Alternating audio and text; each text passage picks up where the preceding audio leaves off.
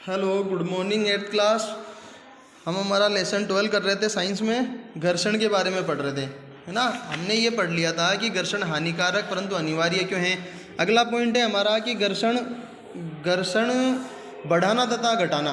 देखो, कई स्थितियाँ ऐसी होती है जहाँ पर घर्षण का बढ़ाना अति आवश्यक हो जाता है, और कई स्थितियाँ ऐसी होती है जहाँ पर घर्षण का घटाना जरूरी होता है ना। घर्षण को कम करना जरूरी हो जाता है। जैसे उदाहरण के तौर पे हम बात करते हैं तो अगर घर्षण नहीं हो, जैसे वाहन का चलना, है ना, अगर यहाँ पे घर्षण कम हो जाएगा तो वाहन सही से गति नहीं कर पाएगा, है ना। और कई स्थितियाँ ऐसी होती है जहाँ पर घर्षण को, जैसे कैरम बोर्ड कैरम खेलते होंगे तुम, तो वहाँ पर कैरम खेलने से पहले पाउडर डालते हो। पाउडर किस लिए डालते हो वहाँ पे?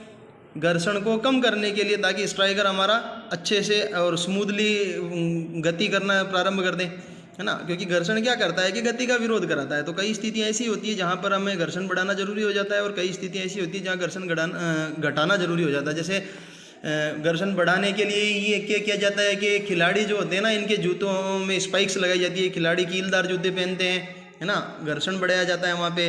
और टायर वगैरह तुमने देखे होंगे, वाहनों के जो टायर होते हैं ना, उसमें ट्रेड्स बनी रहती है, अलग अलग खांचे बनाए रहते हैं। ये क्या करते हैं, सड़क के साथ में अनियमितताएं बढ़ा देते हैं और अंतः बंधन को मजबूत करते हैं, जिससे कि टायर जो है सड़क से चिपक के चलता है ना। अगर ऐसा नहीं हो, कभी कभी देखा होगा आपने कि टायर वगैरह ख़राब होने जब हो जाता है ना, तो जनरली हमारी भाषा में मैकेनिक वगैरह क्या बोलता है कि टायर गंजा हो गया। गंजा होने का मीनिंग क्या हुआ यहाँ पे कि ट्रेड्स वगैरह जो है ना उसकी वो ख़त्म हो गई। इससे क्या होगा कि सड़क की सतह और टायर की सतह के बीच में जो अंतः बंधन होना चाहिए, इंटरलॉकिंग होनी चाहिए, है ना, अनियमितताओं की वजह से वैसा अंतः बंधन नहीं हो पाएगा। इसकी वजह से फिसलन का खतरा, यानी गाड़ी के स्लिप होने का खतरा बढ़ जाएगा। तो इसी को हम पढ़ेंगे।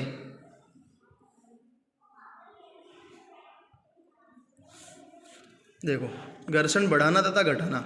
पिछले अनुभाग में आपने देखा कि कुछ परिस्थितियों में घर्षण वांछनीय होता है। वांछनीय का मतलब जरूरी होता है ना।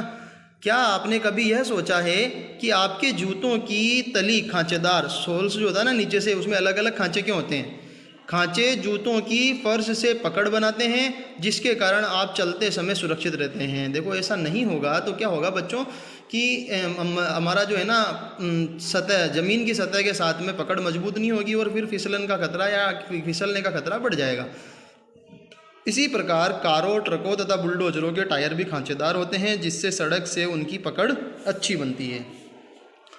फिर देखो, स्वचालित वाहनों तथा साइकिलों की ब्रेक प्रणालियों में ब्रेक पेडों का उपयोग करके हम जानबूझकर घर्षण में वृद्धि करते हैं।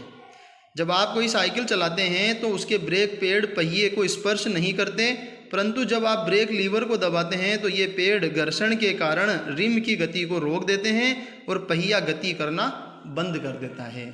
क्योंकि घर्षण का काम ही क्या होता है? गति का विरोध करना। हमने ये देखा ना कि दो संपर्क में आने वाले दो पृष्ठों की सापेक्षिक गति का विरोध करने वाले बल को ही हम क्या बोलते हैं? घर्षण बोलते हैं। आपने ये देखा होगा कि कबड्डी के खिलाड़ी अपने हाथों पर मिट्टी रगड़ते हैं। अच्छा, ऐसा क्यों करते हैं वो कबड्डी खेलने से पहले? ताकि पकड़ अच्छे से आए, है ना। खिलाड़ी को पकड़े ना तो उनकी पकड़ अच्छी आ जाए, घर्षण अच्छा हो। व्यायामी यानी जिम्नेस्ट अपने हाथों पर कोई रुक्ष पदार्थ यानी खुरदरा पदार्थ लगा लेते हैं या चोक रगड़ लेते हैं, ताकि घर्षण में वृद्धि करके अच्छी पकड़ बना सकें। तो ये तो स्थितियाँ कौन सी हो गई जहाँ पर घर्षण को बढ़ाया गया है। यद्यपि कुछ अन्य स्थितियों में घर्षण अवांछनीय होता है, मतलब उसका कम होना जरूरी हो जाता है, अतः हमें उसे कम करना चाहेंगे। जैसे कैरम बोर्ड पर आप महीन पाउडर क्यों छिड़कते हैं, है ना। पर्सन बन गया ना। कैरम बोर्ड पर महीन पाउडर क्यों छिड़का जाता है?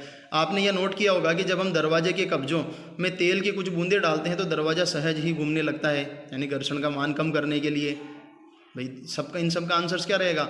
घर्षण का मान कम करने के लिए हम ऐसा करते हैं। साइकिल तथा मोटर के मैकेनिक इन मशीनों के गतिशील भागों के बीच ग्रीस लगाते हैं। उपरोक्त सभी स्थितियों में हम दक्षता में वृद्धि के लिए घर्षण को कम करते हैं। तब देखो, दक्षता क्या होती है? जैसे अगर ऐसा नहीं होगा तो क्या होगा कि घर्षण का मान बढ़ेगा। अब जब घर्षण बल कार्य करेगा तो अभी हमने इससे पहले देखा था ना कि ऊष्मा उत्पन्न होती है, तो ऊर्जा को ऊष्मा में रूपांतरित करेगा, है ना। उसकी वजह से क्या होगा कि मशीनों की दक्षता प्रभावित होगी।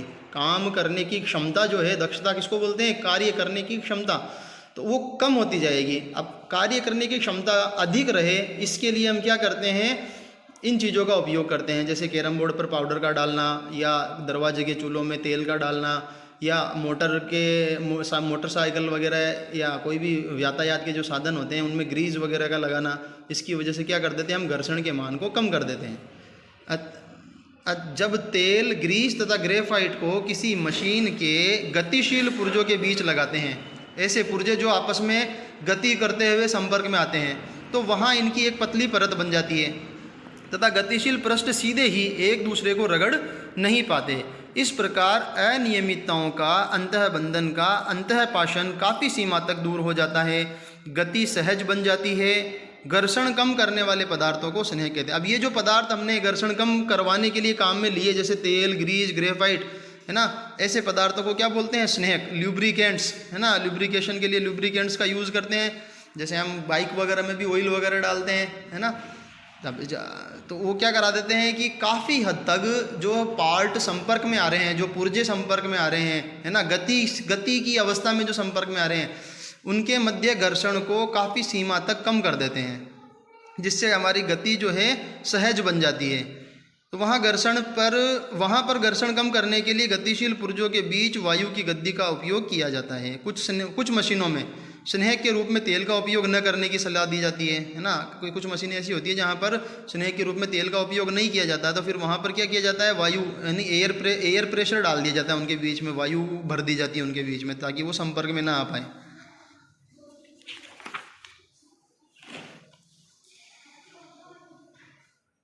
फिर इसके बाद में है ये कि पहिए घर्षण कम कर देते हैं।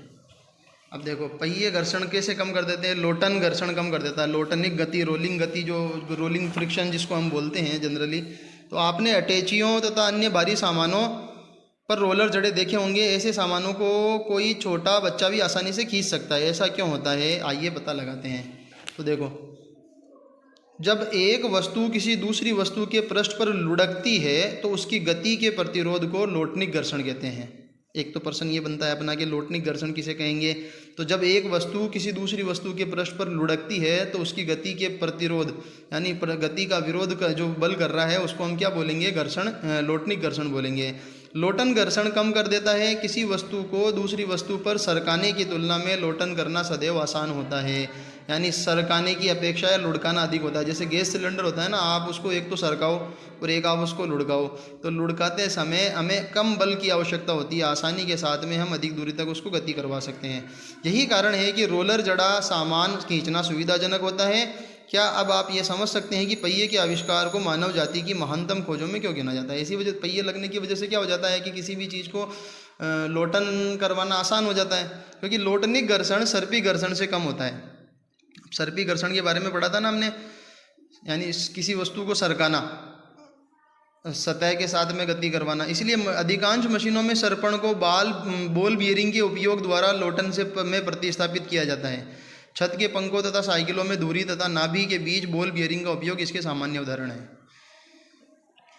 ऐसे ही देखो, ये एक प्रयोग बता रखा है करके पुस्तक का, कि पुस्तक को पहले तो मेज पर सरकाया गया, है ना, तो अधिक बल की आवश्यकता हुई। फिर पेंसिल की सहायता से इसको लुढ़काया गया, तो आसानी के साथ में इसकी गति हो जाती है ना, पेंसिल के लट्ठे या लकड़ी के लट्टों के ऊपर में। तो इसी को क्या बोलते हैं हम, लोटनिक गति बोलते हैं। ठीक है क्लास। अब आगे एक बच रहा है अपने पास में, इसमें तरल घर्षण। तरल घर्षण को हम फ्लूइड फ्रिक्शन, है ना, इसको हम कल पढ़ेंगे। इसके पहले इसके कुछ क्वेश्चंस हैं, वो देख लो। कुछ क्वेश्चंस नोट किए मैंने, कुछ क्वेश्चन अपन कल करेंगे। देखो, पहला प्रश्न है कि कारण बताइए कि साइकिल व कार के टायरों को खुरदरा क्यों बनाया जाता है। साइकिल व टायर के टायरों, यहाँ लिख लो टायरों को खुरदरा क्यों बनाया जाता है। तो टायर की सतह को खुरदरा बनाने से घर्षण बढ़ जाता है। यहाँ दिख नहीं रहा है ना, ये वहाँ लिख लेना बढ़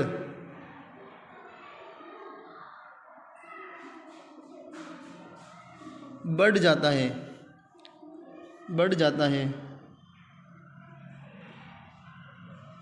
है, जिससे टायर की सड़क के साथ पकड़ अच्छी हो जाती है और वाहन को फिसलने से रोका जा सकता है। दूसरा प्रश्न है कि एक बेलनाकार पात्र को सड़क पर खींचना बेलनाकार पात्र को सड़क पर खींचने की तुलना में लुढ़काना आसान है। खींचने की तुलना में लुढ़काना आसान है। समझाइए, यहाँ लिखा है खींचना। तो यह इस कारण होता है कि लोटनिक घर्षण जो होता है ना,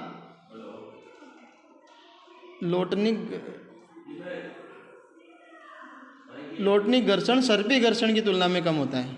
लोटनिक घर्षण यहाँ सर्पी लिखा है।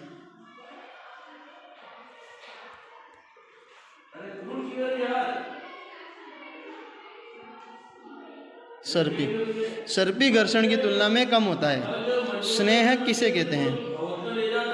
तो घर्षण कम करने वाले पदार्थों को स्नेहक कहते हैं। घर्षण कम करने वाले पदार्थों को स्नेहक कहते हैं। फिर अगला प्रश्न है कि स्थैतिक घर्षण से आप क्या समझते हैं? देखो, स्थैतिक घर्षण से आप क्या समझते हैं? तो किसी वस्तु की स्थिर अवस्था में जब रुकी हुई हो, स्थिर अवस्था का मतलब रुकी हुई हो, स्थिर अवस्था में उस पर लगे बाह्य बलों यानी बाहर से जो बल लग रहा हो को प्रति संतुलित करने वाला घर्षण बल स्थैतिक घर्षण कहलाता है। प्रति संतुलित मतलब जैसे हम उसके ऊपर जो बल लगा रहे हैं फिर भी वो उसको गति नहीं करने दे रहा है। वो किसका मतलब क्या हुआ कि उसके विपरीत दिशा, जिस दिशा में हम बल लगा रहे हैं उसके विपरीत दिशा में भी एक बल लग रहा है, तो उसी बल को हम क्या बोलते हैं? स्थैतिक घर्षण। फिर है सर्पी घर्षण से आप क्या समझते हैं? तो जब एक वस्तु किसी अन्य वस्तु पर फिसलती है तो उनकी संपर्क सतहों, जो सतहें संपर्क में आई है, के मध्य लगने वाला घर्षण बल सर्पी घर्षण कहलाता है। फिर एक गतिमान बक्से को ढकेलना सरल है किंतु स्थिर बक्से को ढकेलना सरल नहीं। क्यों? क्योंकि सर्पी, अभी देखा ना हमने, सर्पी घर्षण का मान स्थैतिक घर्षण से कम होता है। सर्पी घर्षण का मान स्थैतिक घर्षण से कैसा होता है? कम होता है। यही कारण है कि हम गतिमान बक्से को सरलता से धकेल सकते हैं। चौथा प्रश्न है कि स्नेह के रूप में प्रयुक्त पदार्थों के नाम बताइए। यहाँ पे क्या लिखा है? बताइए।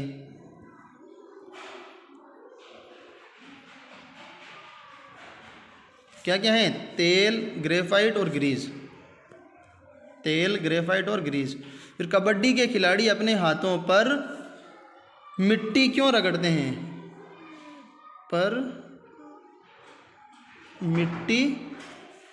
हैं? ताकि वे घर्षण में वृद्धि कर अपने प्रतिद्वंदी को अच्छी तरह पकड़ सकें। प्रतिद्वंदी को इसके आगे लिख देना, और अच्छी तरह पकड़ सकें।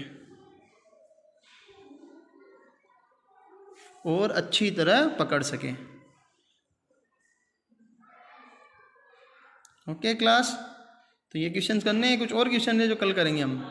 Thank you.